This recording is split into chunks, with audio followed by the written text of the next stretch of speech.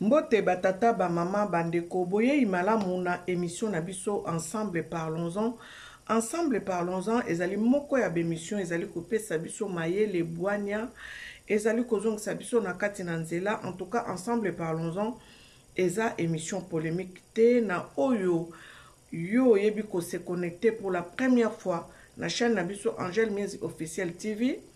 Veuillez vous abonner, l'abonnement est gratuit.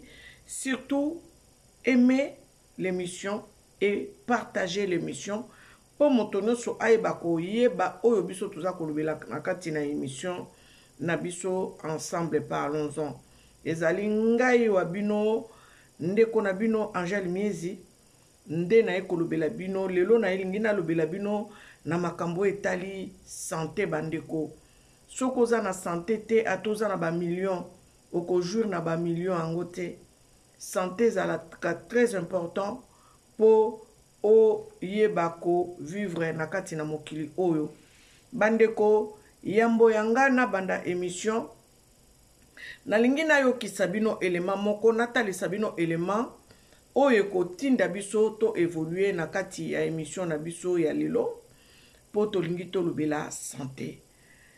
Dernièrement j'ai fait les émissions, j'étais sur les lives, mais tellement que Nazui m'appelle T pour l'instant, donc Namoni tout ça la live et enregistrement. Alors lelo tout ça la émission nabiso et kozala posté après, donc naza ko enregistrer ngo nangina la kisabino élément moko boy parce que to ngito lobela santé bandeko. Santé est très important. Nzambe nda pesa biso santé malamu.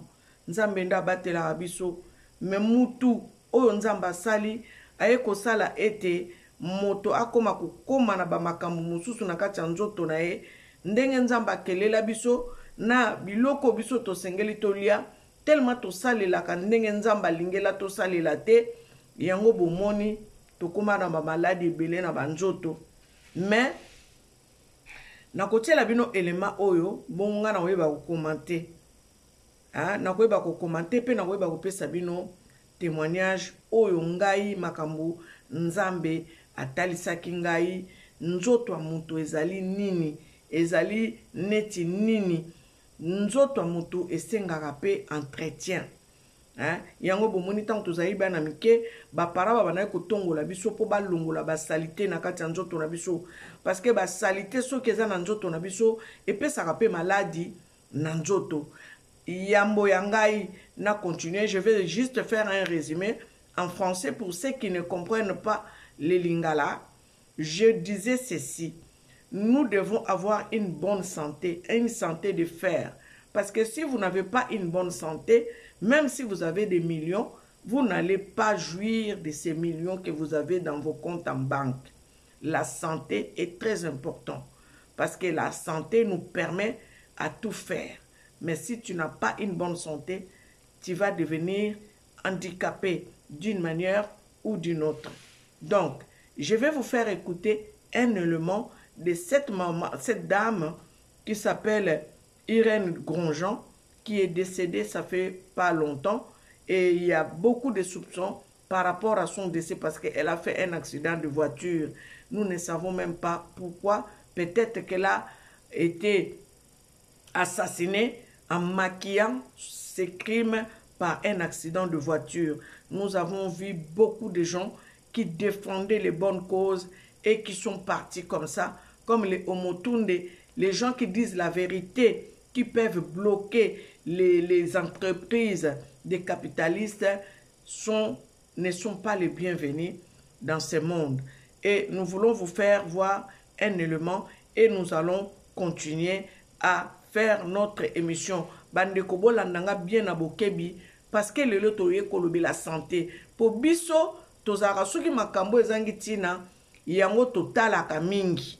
Mais makambo ezako pesa biso boyebi bwania po tozonga na nzela totala yango mingi te po tolingi tellement ba polémique yango moni mutu mwindu azotikala inconscient mutu mwindu azotikala na sima parce que ba memela biso ba internet ole pesa biso mayele ezo komema biso na buzoba nde yango biso tosepela nango koumela na kati toboyi te soki tokoumela na kati internet esengeli totiraka leçon ekomema changement ekomema évolution ekomema progression. Donc voilà, je vais vous faire voir cet élément. C'est Madame Irène Grosjean qui va parler. C'est sur TikTok, mais je vais le faire voir. Vous allez bien écouter et nous allons commenter par la suite cet élément. Écoutons bien la dame. Hippocrate, le père de la médecine, n'a-t-il pas dit aux malades que l'aliment soit ton seul remède et demandé aux médecins de guérir sans nuire? On ne combat pas la maladie. On refait la santé et les maladies disparaissent. Le mal est l'absence du bien. Le froid est l'absence de chaleur. On ne combat pas le froid. On met de la chaleur. L'obscurité est l'absence de lumière. On ne combat pas l'obscurité. On met de la lumière. Au-dessus des nuages, il y a toujours le soleil et la solution à tous les problèmes. Et je veux faire, j'ai l'intention, et nous avons l'intention, de faire des éducateurs de santé. La souffrance et la maladie sont là pour nous réveiller. C'est le voyant rouge qui s'allume. Maladie, ça veut dire quoi?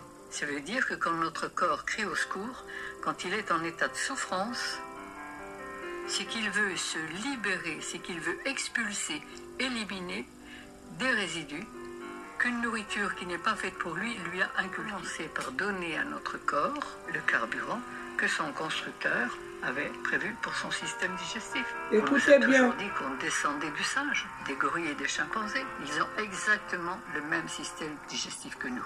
Ils se nourrissent de quoi? Sinon de cueillettes. Ils cueillent. Comme nous ne cueillons pratiquement plus, que nous mangeons des paquets, la viande, enfin une nourriture complètement morte, eh bien automatiquement on ne reçoit pas l'énergie dont on a besoin et on a besoin d'excitants. Mais c'est très simple. Avec les pâtes en Italie, il y a le café le plus fort. Je voulais que vous puissiez entendre ce que Madame Irène Grosjean est en train de dire. Elle a bien dit. Juste un peu que vous avez écouté, vous avez compris que l'homme est en train de se détruire lui-même. Parce que Dieu nous a donné tout ce qu'il faut pour que nous puissions nous nourrir et que nous puissions être en bonne santé. Tout ce que Dieu a créé est bon. Mais c'est l'être humain qui est en train d'utiliser ce que Dieu a créé, pas comme Dieu le veut, mais comme lui-même l'homme le veut. Donc, nalingi na loba boye, na tiela kibino élément oyo, pour vous comprendre eloko moko, que biso bana na bato, bozomo na bato akala, tant tozo tanga na Bible, bato belé bazala na bat 900 ans, ba 500 ans, ba 300 ans. Pourquoi? Parce que bango babandaki ko se nourrir beaucoup plus, comme elle a dit cette dame Irène, Madame Grosjean Irène. Les gens anciens se nourrissaient beaucoup plus de plantes et de poissons et de fruits. Mais nous aujourd'hui, nous sommes en train de nous nourrir avec tout ce qui est viande et pas la viande de la bonne qualité. Nous sommes en train de nous nourrir de surgelés, les légumes surgelés. Donc tout ce que nous prenons est en train de nous détruire. Je vais faire une parenthèse. Nous avons été vaccinés. Beaucoup ont été vaccinés. Dans mes émissions que j'ai fait, tango basali makamba Covid, na lobelaka bato belé bozwa vaccin wana te. Parce que vaccin wana ekoyela biso ba mikakatano na nzoto. Bato belé bazwa ngo problème ezate nzambe azali solution. Nalingi na mema bino na ndenge ke bo banda ko se soigner naturellement. Ça veut dire que na ndenge ya biloko ya kolia, na ndenge ya ba plante naturelle, na ndenge ya bakisi o ezali naturel et non bakisi o ezali toxique. mwasi oyo na lobi autaki kosala accident ya voiture mais toujours loba ete accident wana est-ce que ezali prémédité te ezali assassinat te moyen toyeba eza te parce que mwana mwasi oyo botali age na ye akoma mokolo mais ayebaki kolakisa bato ndenge ya kosala ete po tozala na longévité na santé moko ezali santé de fer oza na yo koli mais oza na longévité botala photo na ye bandeko aza mwasi moko nayebi te soki bozomona bolimbisi je sais pas comment faire po bomona ye bien po nga aboye nazomona bien te nazolakisa bino mais awa nayebi te soki bino bozomona bien aza mwasi moko ase akolaki asalaka baémission mingi na TikTok bomona soko bozo parcourir TikTok bozapaka ete po biso tolingaka kotala na TikTok abozoba nga nakende olika ba elema neti ya boye po nazwa mayele mwasi oyo alobi esengeli na biso toliaka ba plante mingi toliaka ba légume mingi toliaka ba fruit mingi faut to éviter miliki ya mai parce que miliki ya mai wana ezowuta na vache bozo comprendre azweli biso exemple ya makaku alobi balobaka kasi biso bato touta na makaku siko botala ndenge makaku asenourisaka na cueillette. Quand on parle de la cueillette, on parle de fruits, on parle de plantes. Makaku asenourisaka na ba feuille na ba fruits. Nde yango bomoni makaku aumelaka pe azaka na nzoto makasi. Bandeko nazosala parenthèse na fongoli na kangi. Tozomona bato bazokufa mingi. Bokomona mutu alamuki atamboli akendeki musala moto akei kuna akeko kweya akufi. Ba jeune surtout bazokufa mingi. Eza na ba cause ya ndenge na ndenge. Cause liboso ezali spirituel na sens que tant tozobanga nzambe te nous sommes à la merci de l'ennemi. Cause ami balé ezali notre façon de nous alimenter. Tozo lia mabe, tolalaka mabe, yango bomoni ba crise cardiaque na ba gêne, yango bomoni ba maladie kili na kati ya nzoto ya mwana na moto. Mais je vais vous dire une chose. L'homme est le maître de sa vie. Si l'homme n'est pas influencé par ce qui se passe dans ce monde. Nous avons l'être suprême qui est Dieu, qui nous a tant parlé comment conduire notre vie. Na Bible makambono so ezali. Je vais vous lire un verset biblique et nous allons avancer dans ce que nous sommes en train de dire dans cette émission. Nazolo belabino nini esengeli kosala po tozalaka toujours en bonne santé. Tozotanga na kati ya mokanda apocalypse na bayo balandaka émission nanga nasi na pesa déjà verset o na tango ya covid tango na banolo bana batu ke bozwa vaccin covid te bozwa vaccin covid te parce que nzambe alingi te tozwa vaccin covid nzambe alingi te eza neti épreuve moko ndenge Daniel bazaka na mboka Babylone babwaka kai na libula bankosi ndenge toutaki koleka epoka covid wana ezalaki neti bato moko base retrouvangi na mboka Babylone siko balobi babwaka biso na babula nkosi bato ebele babangaki bakendeki kozwa ba vaccin wana nga tuka na lobaka soki ba forcer nga même niveau mosala na zongi Congo na ke kolia pondu na fufuba o balandanga bakoloba mama Angèle ya solo ozoloba makama solo po yebisaka biso déjà na pesaka bino verset biblique na Apocalypse 22 tokotanga yango pona koloba na bino ke ba plante nzamba sali ba biloko nzamba sali eza po te servir biso bana na bato tozala bien tozala en bonne santé tozokende kotanga Apocalypse 22 balobi boye. Les feuilles servaient à la guérison des nations. Hein? Balobi, les feuilles servaient à la guérison des nations. Donc, autant en Apocalypse 22, na à partir au bandi na yo à partir ya verset 2 na suka kuna okende komona balobi les feuilles servaient à la guérison des nations. Ça veut dire que Dieu a voulu par rapport à nos mots de prendre les feuilles pour nous guérir de toutes sortes de maladies. Mais qu'est-ce que l'homme est venu faire? Motoye ko sala ba vaccin, motoye ko sala ba Doliprane, nango kaka lelo bakomo lo ba lisusu faut pas en prendre trop parce que yango nde soko causer ba AVC, ezoko causer ba maladie ya ndenge na ndenge. Donc toyebi ndenge nini ya ko sala te. Bande ko na lingina pesa bino témoignage. Ezaki na période moko boye avant ba Covid. Après ba Covid, ndeko moko boye azwela kinga ba révélation. Alobi nanga maman gel na comprendre te na lotio au kufi au sali crise cardiaque. Bandeko na une semaine, na 2 semaines, na zwa 3 personnes balobelanga kaka makambo ya esprit de mort.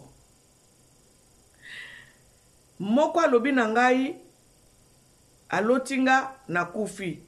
Moko alobi na ngai alotinga na kufi. Moko alobi na ngai alotinga na kufi. Mais par na simba ki penda bien par une crise cardiaque. Alors nga na banda ko bondela pona ngonga bi ezali ba fait de détresse. Soki batumi sato ba lotiyo na même ndoto ba mone lokalika momoko, ça veut dire qu'il y a quelque chose qui ne va pas. Dieu même tellement qu'il est parti parler à mes frères et sœurs et pour me donner les révélations pour que je puisse me mettre debout et prier concernant ma vie. Et nakolala na pongi nanga na yeki komona nini bandeko, na ye komona na se retrouver na zone moko pavillonnaire kaka en Europe. Mais na kati ya zone pavillonnaire wana na moni ba camion kufa. Bomoni na quartier so ba camion kufi ndenge zaka na ba côté. Ça veut dire na balabala na ba côté ba voiture ngo etandama. Sikoyo mokolo ngo wana mécanicien bandaki koleka na kati ya quartier wana.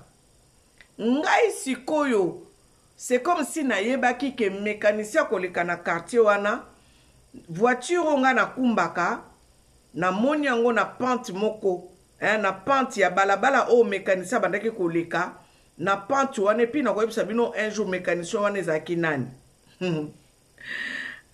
Yesu Masia mwana na Nzambe, Jésus Christ de Nazareth, papa kimbangu mpungu tulendo. Bandeko na moni siko mécanicien yango, mécanicien oyo abandaki koleka na quartier wana na balabala wana. Tango azoleka bandeko mécanicien alate lamba ba mécanicien te, alati pantalon normal na chemise normale, mais azo joje bato bakumbaka mituka bayebi jojo tozaka nango pona kotala mafuta soki eza bien na kati ya moteur. Mécanicien wana azo joje ba voiture nyonso sans que capot ya voiture efongwama. Ba o batalaka ba émission nanga na changer loko moko te, na bakisi te, na longoli te. Nazo lobela bino ndenge nga nazo la révélation wana. Mécanicien wana azo leka na balabala bisika mituke tandama ke kufa. Azo joje sans que afongola capot ya voiture. Est-ce que possible mona mécanicien lo lenge wana azo joje moteur sans qu'afongola capot ya voiture? Na mona nanote. Mais mécanicien wana sikoya banda ko sala ngo tango azo joje azo yebisa bakolo voiture bongisa o a joje donc ko joje ngo ya ba même pas seconde a tiebo bongisa o sikonga na moni voiture nanga onga na kumbaka na moi pente ya balabala ngo na moi montagne moko boye voiture ngo efongola déjà capot. C'est comme si na yebaki ke mécanicien akoleka wana, donc j'étais déjà averti. Pourtant na ndoto na yebaki te ke mécanicien akoleka wana. Siko na moni voiture nanga. Tant na moni voiture nanga, molimo a memi esprit nangai na voiture nanga. Mais tant on a poussé ne peme na voiture nanga, na moni voiture nanga na garage na plan de travail. Bon moni tant ba matisaka voiture, soko memi voiture na garage, tant ba matisaka voiture, surtout son toke ko sala entretien. Tant ba matisaka voiture est mati na hauteur, na moni suko voiture nanga et matineti na plan de travail na hauteur. Menzamba meminga na molimo place voiture nanga ezalaki na moni hauteur o ya voiture nanga nazo mona sikoyo mai ezobima côté gauche ya voiture nanga, hein? Côté gauche ya voiture, côté droite mais côté gauche. Pourtant moteur soit total bien et ça soit na katikati soit peut côté droit ya voiture.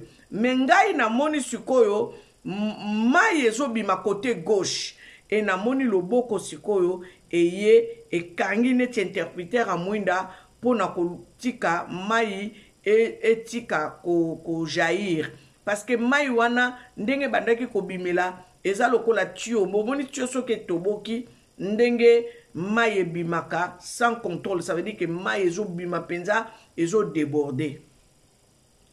Tant on a moni bongo na lamuki na ndoto siko nangana sosola makamuna utaki komona nzamba pesinga discernement alobi nanga motema eza côté nini ngana simbi na bi kota gauche alobi ba révélation o bazwela kio sali crise cardiaque ezande ngai mutu na ye kopesa bomoi na motema na yo bandeko biloko biso toliaka bakisi o biso tomelaka seri wana na bana omela kisi moko boye ezaki pe na kombo moko boye kombo ya mabe nde na yaki kososola kombo yango kutu apres ntango na komotanga kisi wana tango soki na meli yango ekotianga mal à l'aise moko koondima te ekolembisanga.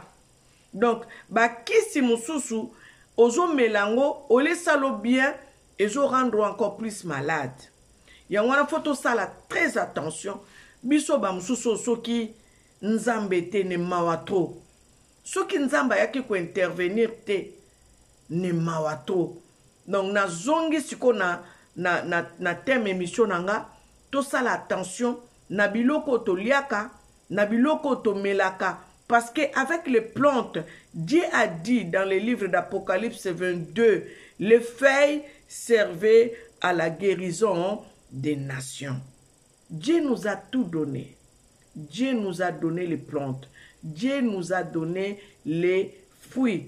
Dieu nous a donné ce qu'il faut. Nous devons éviter de manger parce que ce que moni nyama lia kamoninga ni nyama te faut azala lion, faut azala banimo sauvage wana lokola lien baliaka baninga na bango banyama. Bomoni makako aliaka nyama non, makako aliaka kaka ba fruits na ba plante na ba feuille. Et Bible zolo banabiso, est-ce que la nature ne vous enseigne-t-elle pas?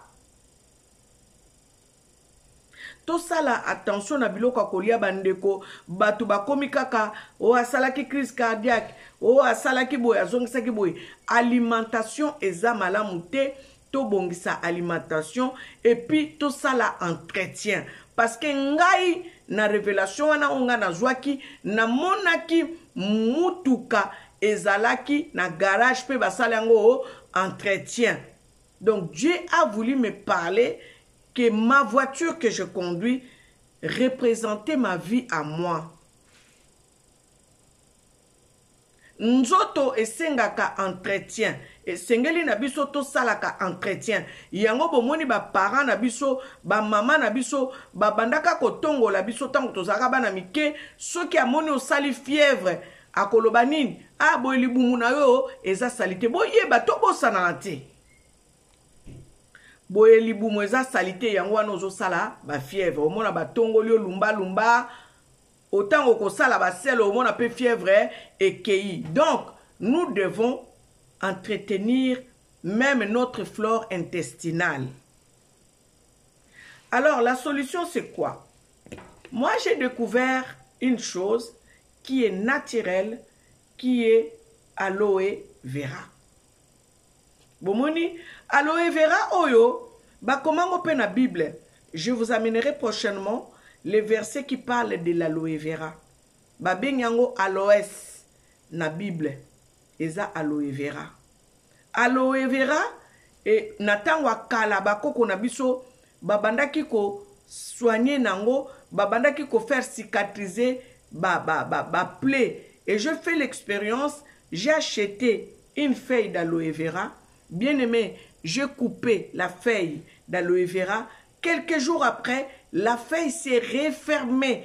La feuille a repris sa forme initiale. Donc, aloe vera est très important pour la santé na yo, pour na ko détoxifier, pour na ko entretenir o ezali santé na yo, parce que santé na yo ezali lokola mutuka en fait. Nzoto na yo ezali lokola mutuka. Voilà pourquoi je prends cet exemple. En fait, je prends cet exemple pourquoi? Parce que ngai nzambe tangwa ye ko sokola ko entretenir nzoto nanga vi nanga ezala ki représenter na voiture nga na kumbaka. Donc voiture wane mataki na plan de travail pour exhibir entretien. Nzoto na biso pendenge moko eza na besoin exhibir entretien. Ça veut dire que c'est détoxifier. Oto melaka, oto liaka, o ezali ko memela biso ba toxine. Parce que ba lobi mama oya lobi nini? Maladie eza maladie te. Ça veut dire que maladie moko te ko résister, ce que liaka bien, ce que ozo ko s'entretenir malamu, maladie moko te ko résister na nzoto na yo. Ce que ozo ko yeba ko se détoxifier, ce que ozo yeba ko s'entretenir bien intérieurement, maladie moko te ko résister. Yango moni bato akala babande ko vivre ba 500 ans, ba 300 ans na Bible, c'est écrit. Boko mona muta viva ba 200 ans na lolenge nini. C'est parce que babandaki ko se nourrir na nature. Babandaki ko se soigner na nature. Babandaki ko zwa ba produit toxique te. Ndenge lolo tokoma ko mela, babimela mela, biloko bazo salela biso bandeko eza pote ba réduire population mondiale. Tout a été calculé. Même ba vaccin o baya ka kopé sa biso ezali pote ba sala biso mabe. Botala na niveau oyo basali na kati na COVID makambo basali tango ba médecin ba telemeli ba lobi ke makambo bino bozo sale ko sala ba dégâts dans les années à venir. Bato bandima kité lelo tozo mona ba dégâts ba jeune ba komi ko sala ba crise cardiaque parce que ba jeune mingi ba zwa ki vaccin wana popo na bango ba lobi fo ba kende cinéma ba kende ba restaurant ba kota ba boîte soko za na vaccin te ko kende cinéma te ko kende boîte te ko kende restaurant te yango poussa ki ba jeune mingi ba sala ki ba nini wana ba vaccin mais lelo vaccin wana zo sala ba dégâts ba lobela yango te parce que ezali scandale mondial mais loko biso photo sala photo yebaka ko se détoxifier. Alors nazo conseiller bino aloe vera. Aloe vera ezali na gamme nango o ezali ko sala ete soko sombi eza cher. Pour un premier temps, ça va te coûter cher, mais eko détoxifier yo naturellement parce que eza produit moko eza naturel. Ezali na bakisi na bango to ba pesaka biso. Non, c'est naturel, c'est une plante naturelle. Tout ce qu'ils ont mis en place pour nous aider dans notre santé. En tout cas, si on a meliango, na santaka bien, on a na vraiment makasi, aloe vera ezali bien pour la santé. Bon di melanga, nga na sali expérience nango, na koyela bino suite nango ya ba capsule o sengeli komela ba pulpe parce que ezali pulpe d'aloe vera o komelango poete e bando détoxifier eza na ba accompagnateur nango ba capsule mususu ba actif probé ezali komelango ba complément d'alimentation ezali komelango po omeli yango po e ba kosalo bien na nzoto bandeko babiloko eza naturel yango nde photo melaka yango nde photo salela totika kosalela babiloko oyo ezali toxique lokola bakisi o bapesaka biso bomoni bakisi bapesaka biso chaque fois soki batieli yo traitement o ezali ya long durée bakobandoloba nao kaka sala contrôle kende kosala contrôle kende kosala contrôle parce que ezali pe na ba contre-indication nango o ezali ekoki pe kosala mabe na nzoto na o nzoto peut-être supporter te kisi wana ebandi kobebisa ebandi kobebisa borgane vitaux. Bon comprendre ebandi détruire borgane vitaux. Donc tout ça là attention na bakiso tozo mela na biloko tozo lia malgré tozo mela malgré tozo lia tobosa na kate ko détoxifier nzoto na biso tolongola ba toxine na nzoto na biso pote esala biso malamu bande ko na ngana lobela eloko lelo na o etali santé na biso. C'est très important tous ala na bonne santé to perdre bande ko belé. Pourquoi? Parce que ba toxine eleki na nzoto eke ko salake ezo salisa bato ba crise cardiaque ezo pesa ba diabète na nzoto ezo pesa ba AVC ezo sala makambo ebele ba dégâts na kati ya santé na biso bana na bato tango akala ba koko na biso ba viva ba tango molai biso tozo vivre sous tango molai en tout cas nzamba salanga grâce na lobaka nzamba salanga grâce na simba nzete en tout cas na senga ka epenza na simba nzete na mona bakoko ya bakoko na ngai na balisa bakoko na ngai na moni pe bana bakoko na ngai. Donc eloko na ekolubela yango yo ya santé to sala très attention na santé to se détoxifiaka to liaka ba légumes mingi to liaka ba fruits mingi to melaka mai mingi na ba place ya soda to yebisa pe bana botala tango tozaki na ba Afrique ata tozaki na mingi ya kolia te to leto sisi to meli mai tala ne tozaki bana santé kitoko botala bana Afrique ndenge bazokola tozolo ba Afrique nzalezali mais botala ba santé na bango baza na santé kitoko po nini parce que bazolia ba légumes mingi bazomela mai mingi par rapport ya biso o tozali tozomela ba boisson toxique tozolia ba biloko moko ezali toxique eloko memi ba maladie siko na Kinshasa ezali ba surgelé ba vivre frais o ba memela bango na ba Afrique nde yango zo salake bato bakomi kozwa ba maladi ezanga tina ezanga mutuna makolo to yebeli yango ba traitement te bato bakomi kokufa ba médecin bazoko ko gérer te parce que ba yebite ba maladi wana euti wapi pe bakisi bazo pesa pe zo bebisa susu ba organes vitaux ya bana na bato. Donc yango na yaki kolobela bandeko nalingi nakanga côté santé toko continuer kolobela produit aloe vera na kosala lango penza émission mobimba pona lobela bino likamba produit aloe vera oyo bozali intéressé na produit aloe vera bobenganga na numéro nanga eza na description bobenganga na koyeba kosala ete boyeba kosomba produit oyo aloe vera eza na ba témoignage onga na zui bato ba diabète sili bato mosusu ba opéraki bango médecin alinga ko opérer lisusu pour la troisième fois motema balobi te okomi bien santé na we en tout cas ezali stable moi to sala so opération ana ezate pona nini parce que kaka moto azwaki décision ya komela aloe vera pulpe d'aloe vera esali ke ndeko azui santé na kitoko azo gérer yango bato ebele bayebaki kozala vraiment na ba problème très sérieux bazui contrôle ya ba santé na bango. Pourquoi? Parce que bayebi kozwa initiative ya kosalela ba gamme ya aloe vera ezo sala biso bien bandeko nalingi na silisa nazozwa kaka 5 minutes pona lobela likambo yo ezo leka na kati ya TikTok natali bandeko mosu basaleli yango émission mais lokola na yebi penza fond ya likambo te nalingi na lobela ngo likolo bandeko to sala très attention na ba jeune lelo surtout ba jeune ya Afrique ba jeune Afrique ba koti ba loge mingi alors to sala attention na ba jeune oyo bazali koya ko balaka aye a se présenter abala na kati ya famille na bino boyebi place ya utite boyebi musala sala kate tout ça là très attention. Totali et pas Belle Vie TV, les mariages triqués. Tango, ok kokota na famille moko o ezali ke bazana katia ba loge. Eza très difficile dans la mariage parce que batouana bazalaka na besoin ba sacrifice. Alors ceux qui loge et ko senga ete moto banda ko sacrifier keba na ba mabala ya lolenge wana ba jeune fille tango bozo kende ko bala mibali na bino boye ba ko tuna nzambe est-ce que bisika naza ko kende eza pote na zwa bo pemi ou bien pote na perdre kimia nanga ou bien na perdre vie nangai.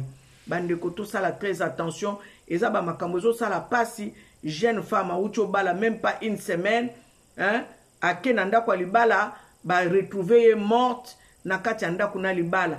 Est-ce que place ake ko balela libala wana mobali wana azalaki autorisé abala ou bien batiela ebikila abala te makambo eze belé na mokili oyo bandeko.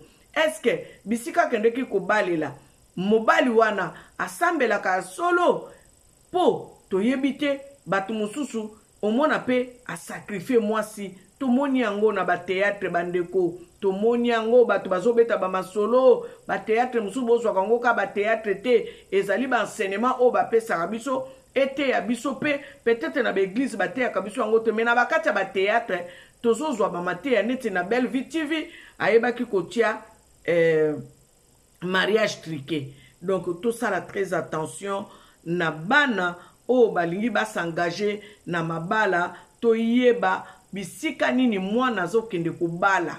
Est-ce que ko bala mwasi ya malamu? Est-ce que ko bala mobali ya malamu? Donc nous devons veiller sur cela parce que par mon côté akoluka alinga abalisa mwana na ye pe ayeba ko perdre parce que bisika mwana keza bien te ou bien mobali ake ko bala azana ye na kati ya ba loge ayebi ko sacrifier mwana na bango.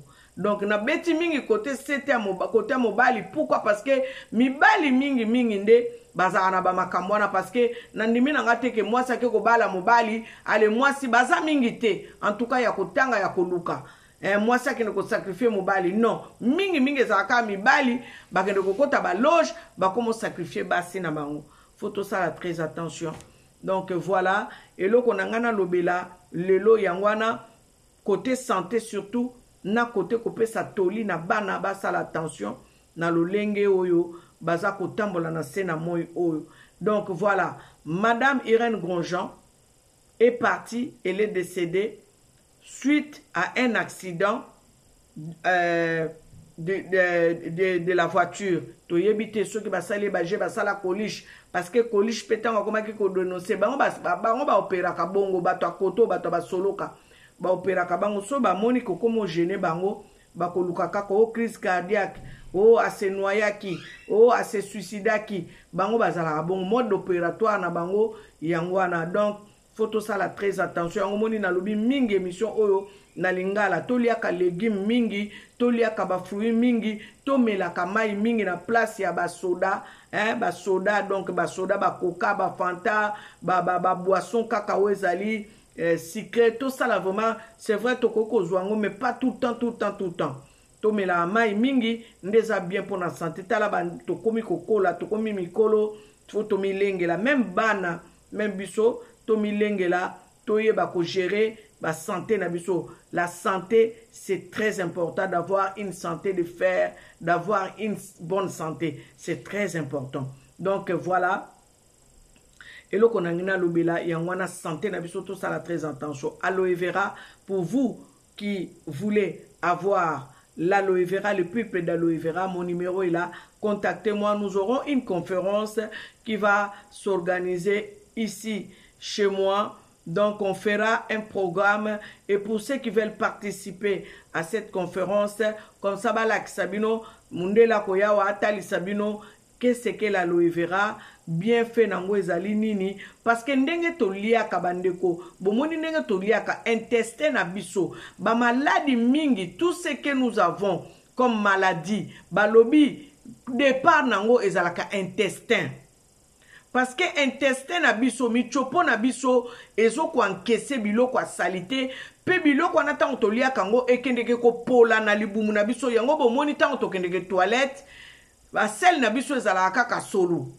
Pourquoi? Parce que biloko wana e poli na libumu na yo. Siko intestin wana il faut sokola kango, il faut ko nettoyer kango na ndenge nini na ndenge ya komelaka neti ba pulpe da aloe vera oyo na actif pro B yango wana ezokende ko sokola neti ba intestin na yo ezali ko kende ko pesa ngo flore intestinale po ekende ko longola ténèbre nyonso salite nyonso eza na kati ya libumu na yo oyo ebotaka ba maladi mususu parce que ba lobi nyonso ba maladi nyonso départ nango ezaka na libumu. Soki libumu eza salite ba malade koya na nzoto yango na bakoko na biso ya kala babandaka kotongola bakoko na biso ba mama na biso babandaka kotongola biso pona kolongola salite na libumu. Donc eza nango asikate eza nde biloko biso tobosana tosalelaka lisusu te mais awa boye aloe vera pipe d'aloe vera na actif pro B na zela bozela na kolakisa bino na prochaine émission oyo ngai na somba gamo nga na somba po esala nga bien et détoxifiaka ngai pe esokola nga michopo po nini santé na nga ezala bien. Bandeko nakanisi po na lelo na tikibino pour les lives. En tout cas nous sommes en train de faire les lives soki bomoni notification ya live boko takana live boya ka poser ba question na bino to solo la parce que bit émission na biso ezali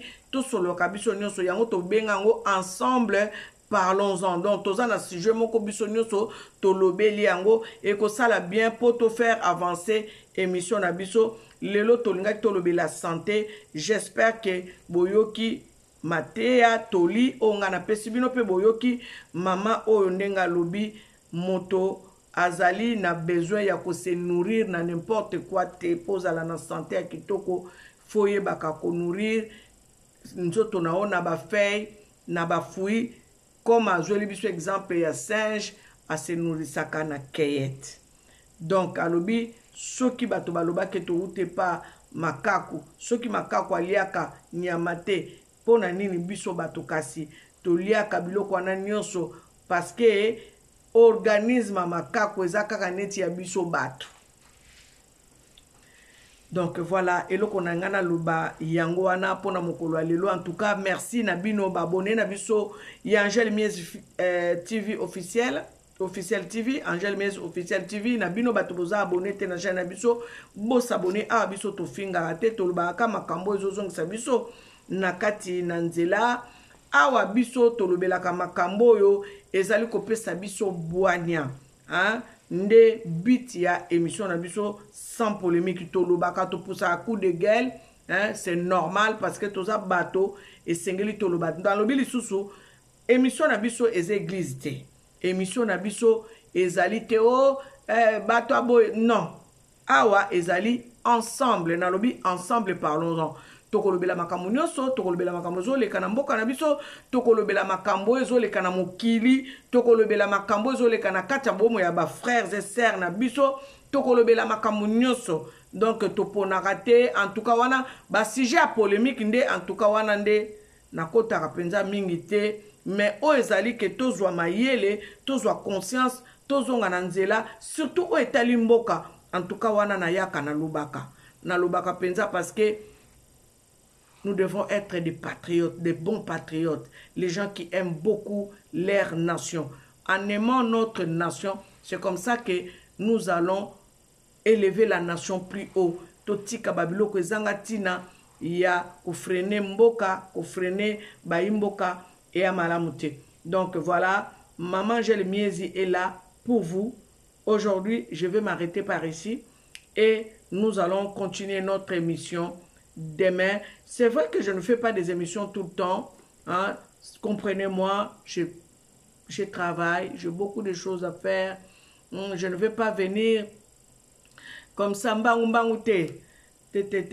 eza émission, surtout ceux qui vont encourager tout ça la live et tout sur leur ensemble. Là peut-être je peux mettre une émission tous les 2 jours, on met une émission, nous débattons ensemble, ça peut aller. Mais boye en tout cas yango moni na lekisaka ya moko na lekisi mikolo na ye kosala. Boko pe ko kende komona nga na TikTok nazali, TikTok obeti kaka Angèle Miezi okende okutanga pe na TikTok. Donc prenez ce que je vous ai dit à cœur, soignez notre alimentation, tout ça là très attention na ce que nous buvons parce que yango ndezo memela biso ba toxine et ba toxine wana ezo sala été memela biso ba maladie. Donc nous devons nous détoxifier pour être tous à la santé de fer. Voilà, pour aujourd'hui, nous allons nous arrêter par ici et nous allons continuer à parler de aloe vera, les pulpes d'aloe vera à la prochaine édition. Donc voilà, je vous aime beaucoup. Que Dieu vous bénisse abondamment.